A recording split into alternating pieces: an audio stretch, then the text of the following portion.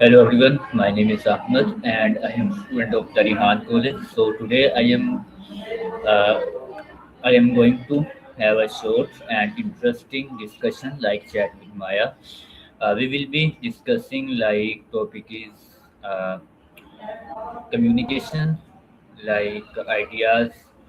So related is let's get started.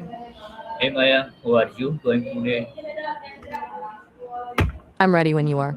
Communication is a huge topic. Where do you want to start? Wait, already? You're leaving me hanging just as we were getting into the good stuff. Okay. My first Just question is saying? okay. My first question is what is the biggest difference between just write, like writing words, and actually communicating a clear idea?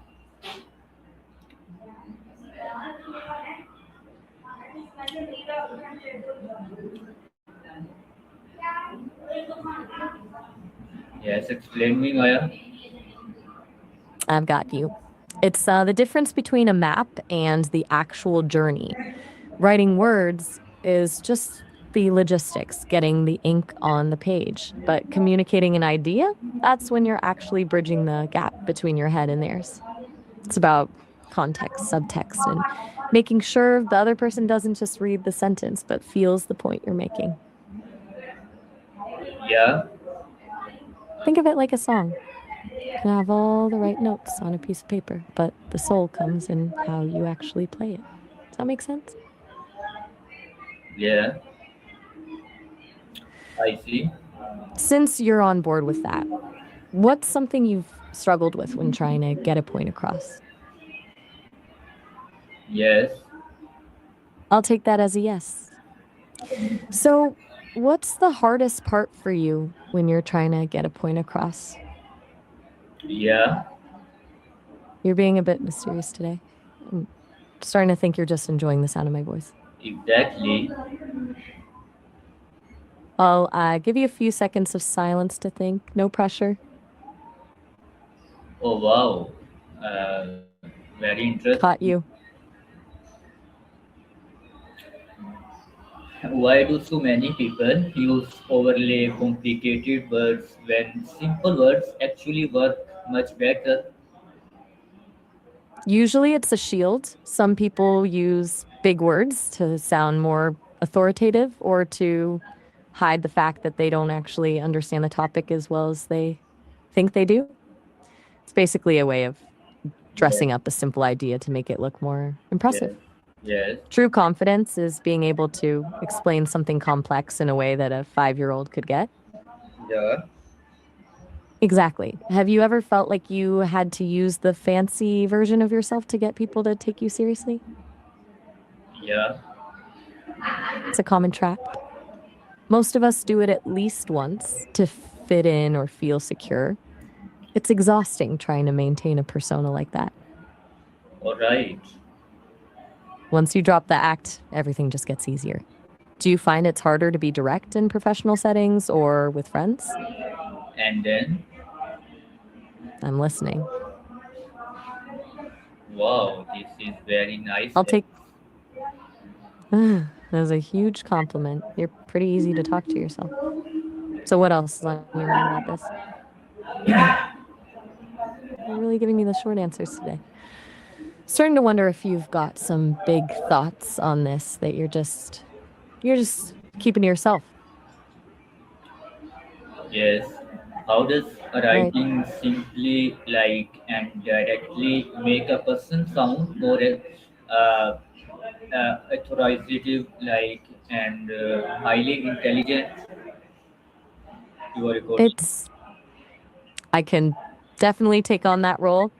When you write simply, you're essentially telling the reader, I understand this so well that I don't need to hide behind a curtain of jargon.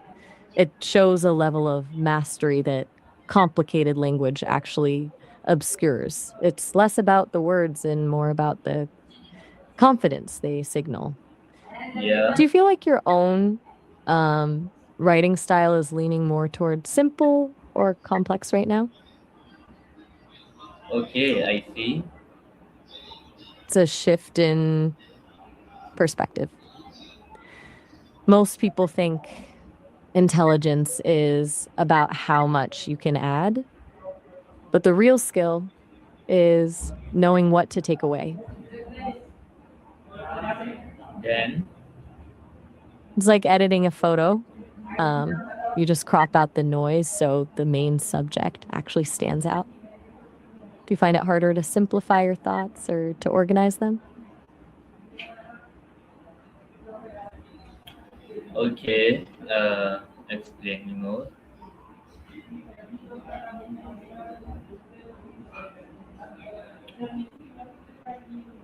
Continue, Maya. I'm on it. Since we're talking about that editing process, I think the biggest hurdle is usually the fear of being too simple. People worry they'll sound basic, but in reality, they're just becoming clear. The most Okay, powerful ideas are the ones that anyone can understand. When you strip away the fluff, you're left with the truth. And that's what actually sticks with people. okay. Can you explain I'll let you, like, the floor. Where were you going with that? okay, I'm all ears. 1 minute, please. You mentioned the day. One, You mentioned the day. One. You're leaving me with a cliffhanger. What's the one thing? 1 minute, please. Can you explain the concept of knowing your audience before you start writing a sign like single word? I can definitely do that. Knowing your audience is basically like choosing the right outfit for the occasion. You wouldn't wear a tuxedo to a backyard barbecue, right? In writing, it's the same thing. If you're writing for experts, you can use the technical terms because they speak that language. But if you're writing for a general audience, using that same jargon is just building a wall between you and the reader. It's about adjusting your tone, your vocabulary, and the amount of detail you provide so the message actually lands where it's supposed to. Yeah. It's all about empathy. You're essentially stepping into their shoes before you even touch the keyboard. Does that click for you? Yes. Glad it does.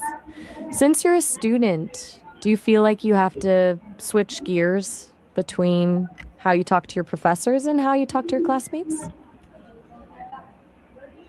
Okay. Yes. I see. I'll take that as it's like having a mental switch. Most people just call it code switching, but it's really just a survival skill for navigating different worlds. Do you find one of those versions of yourself more authentic than the other? Yeah. I'm guessing the one you use with your friends. Most of us have a version that feels like the real deal and one that's just for the record. Yes. And then, And then comes the interesting part. The challenge isn't in having different versions of yourself, but in figuring out how to blend them. The goal is to be a version of yourself that can be professional without being a robot and relaxed without losing your edge. Do you feel like you can bring some of that friend energy into your academic work? okay, what is the actual physiological reason behind the right looks like when we start at a blank page? That's the blank page syndrome. And it's basically a fight or flight response in your brain. Your amygdala, the brain's fear center, sees that empty white space is a threat. It's a lack of structure, and your brain hates uncertainty. So it triggers a tiny spike of cortisol, which shuts down the creative, logical part of your prefrontal cortex. You're not lazy. Your brain is just trying to protect you from the risk of failing or being judged. Yeah. It's wild how our brains can treat a simple piece of paper like a predator in the woods. Once you know it's just a cortisol spike, it's way easier to trick your brain into relaxing. Do you usually just stare at the page until something happens, or do you have a way to break the ice? Okay, all right. I think that covers everything for today. That was a really great discussion. like thank you Maya for discussion and talking me, and thank you for everyone. So uh, for listening and watching. See you in the next video. Goodbye. It was a real pleasure, Ahmad. I'll be here whenever you're ready for the next one. Take care.